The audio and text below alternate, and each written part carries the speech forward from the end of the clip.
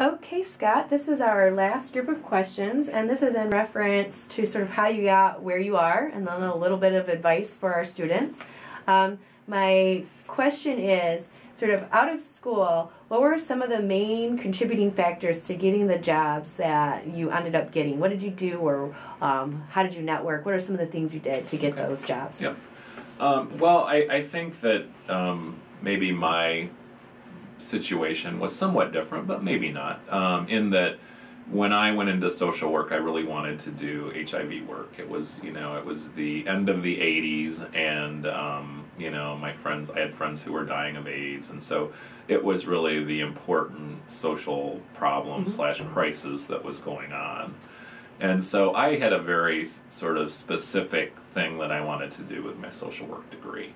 I wanted to work with people who have HIV. And so when I got out of school, I got my master's from Wayne State in Detroit, and I wanted to stay in Detroit. So when I was getting out of school, my placement was at an AIDS organization, but they didn't have any positions available.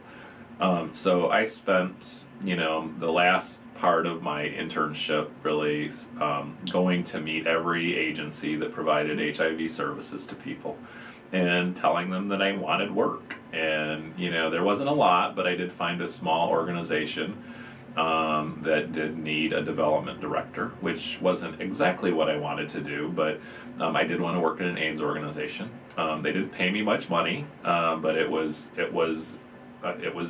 in the area that I wanted to work. So I took the job. I wrote a lot of grants for the organization and learned how to write grants.